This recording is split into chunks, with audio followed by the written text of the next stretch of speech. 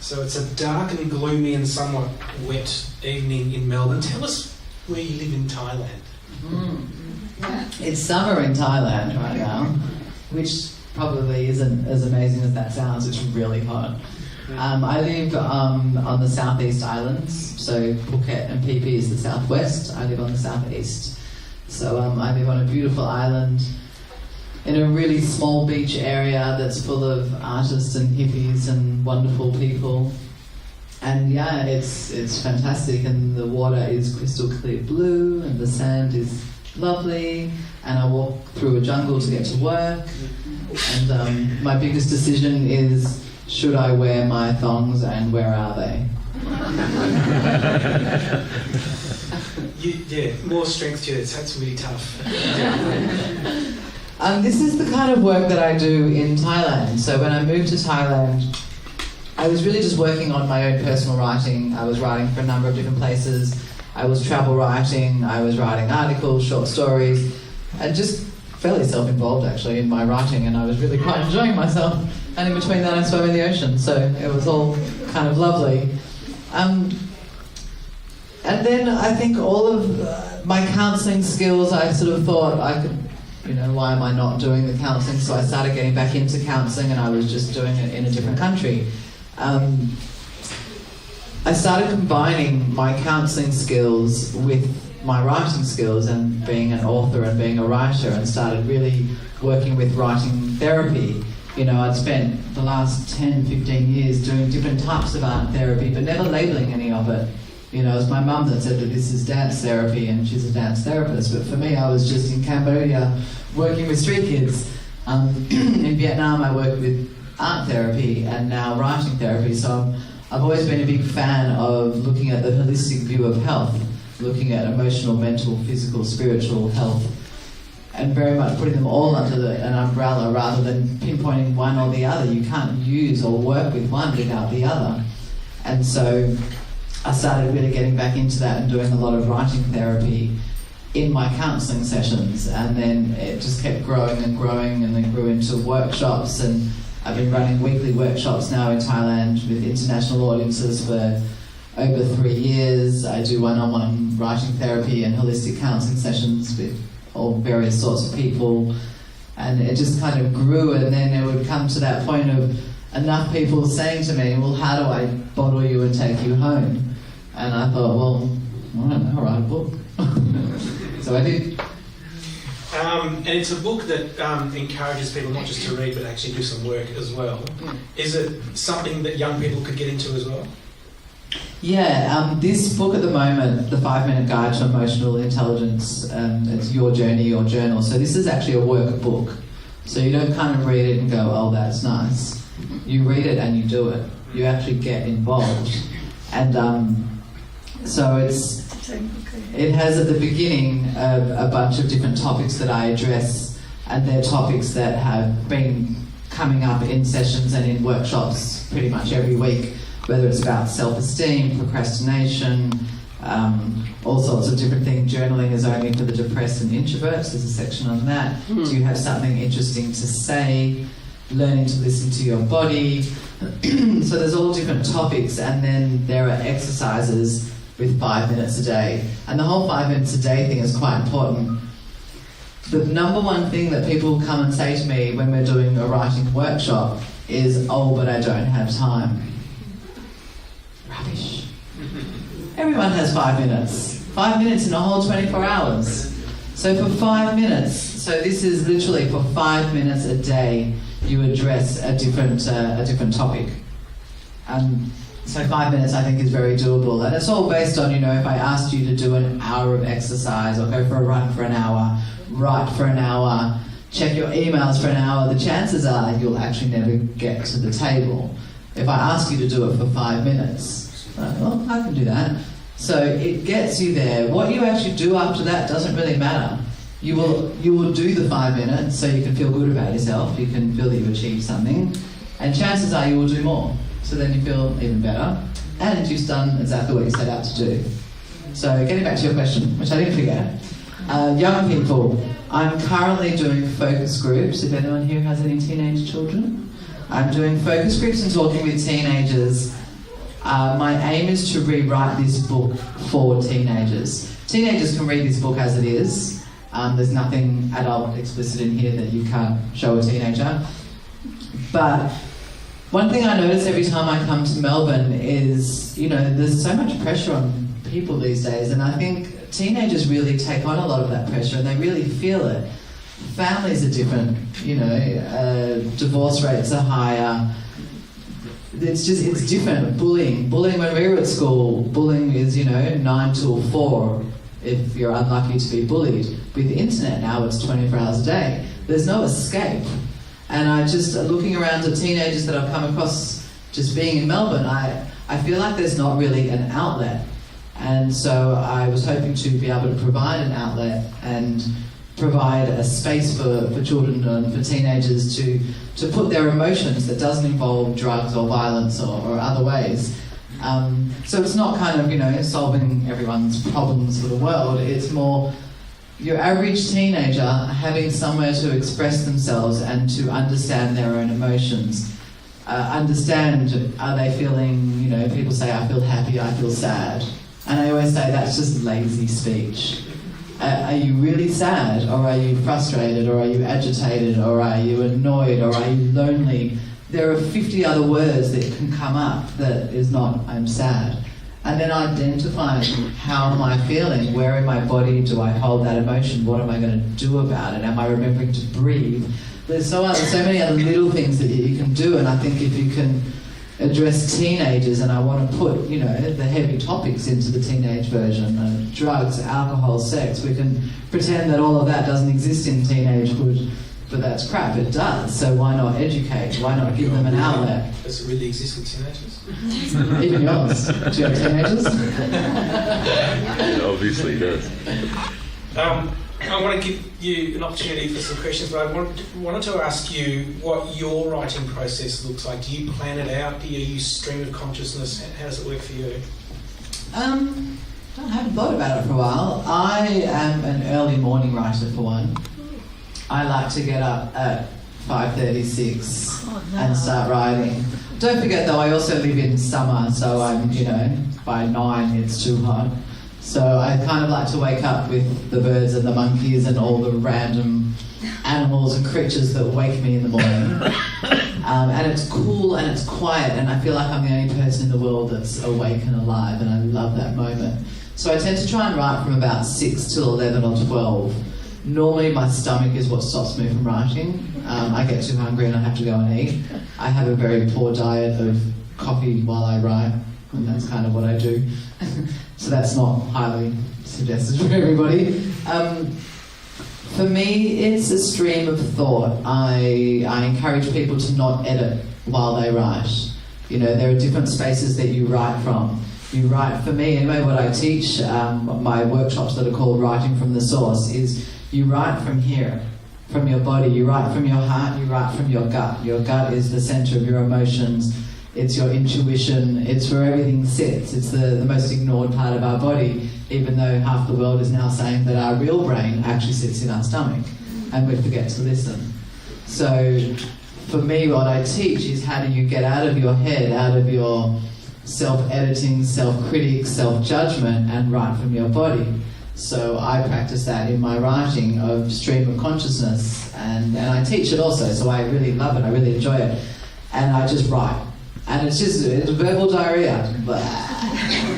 Just keep writing, and you will know when to stop, because your body will tell you. Your body will just tell you that you're done. You don't want to try and direct it. You don't want to push or pull or stop yourself or push yourself. You don't want to tell yourself, oh, you've gone off on a tangent. Go with it. The tangents usually end up being the best stories. So you write with that flowing space, and then you edit separately. You put it away, don't read it, put it down, let it go and take a break. When you sit down to edit, you edit from your head, but you write from your body. So they're quite different spaces, and you don't want to ever do it at the same time, because then you start self-critiquing while you're writing, and you start censoring and monitoring yourself, and you'll notice that your writing style is much more dull. It's much more kind of family friendly. Do we have any questions for Romi? Yeah. Yep. Hi. Was it hard to leave your kids in Cambodia?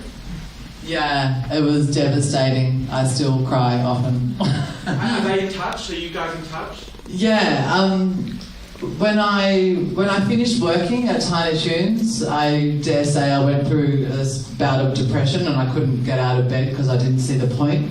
I felt very useless without them. I didn't know how to function or be without them. So I needed to do a big change and I moved to Thailand.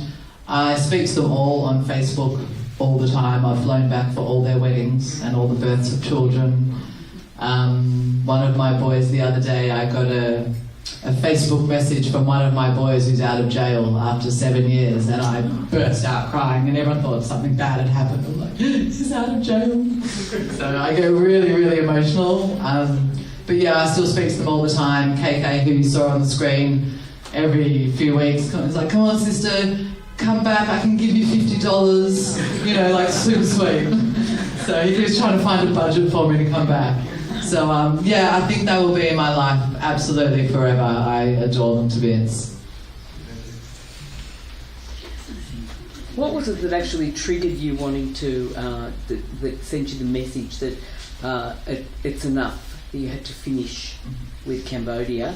And was there a bit of an awakening or inspiration as to what the next move would be, quite instinctively?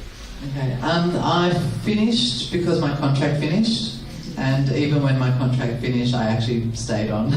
And I actually just stayed on for free for another 6 months because I wanted to, and I couldn't leave. On the day that I actually was meant to finish and say goodbye, I just left. I actually ran away, went home and cried and didn't say goodbye at all because I couldn't handle it. So it took me another 6 months of working there before I actually left. And the second part of your question?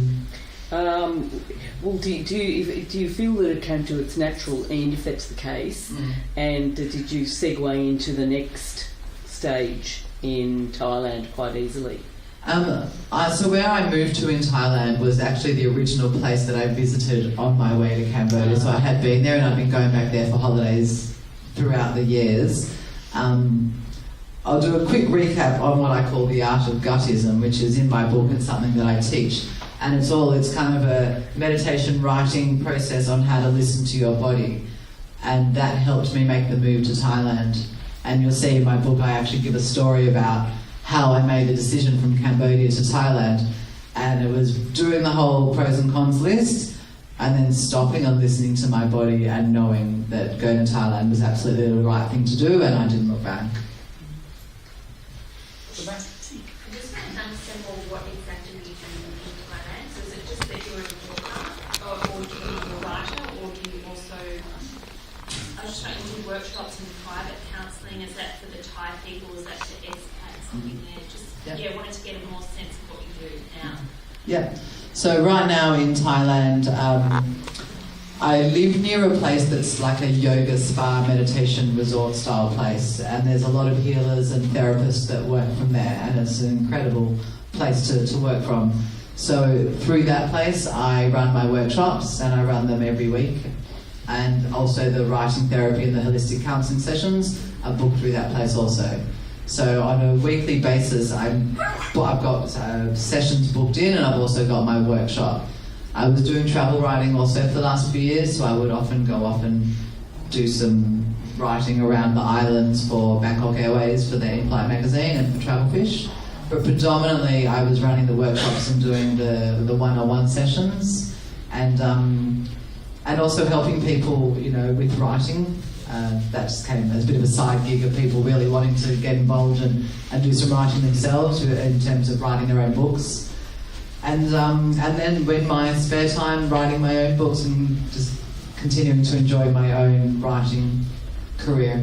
Those sessions that you do, counselling sessions, are they with locals, or is it with people coming from overseas? Not with Thai people, no. It's with, Thai people are welcome to come, but they don't tend to. It's usually with tourists, expats, people passing through. A lot of people that come to this area of this part of Thailand are on quite a journey themselves, and they're on a journey of healing and spirituality and growth, so they're seeking out these kinds of alternative types of healing and therapy, so they're in the right place for it, I guess.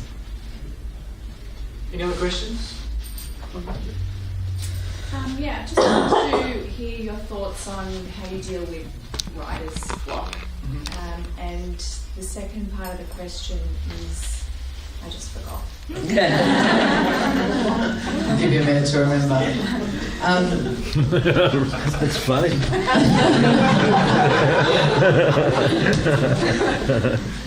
For writer's block, I've got to say I don't get a lot of writer's block, and I think that comes from really learning how to understand writing from your body as opposed to writing from your head.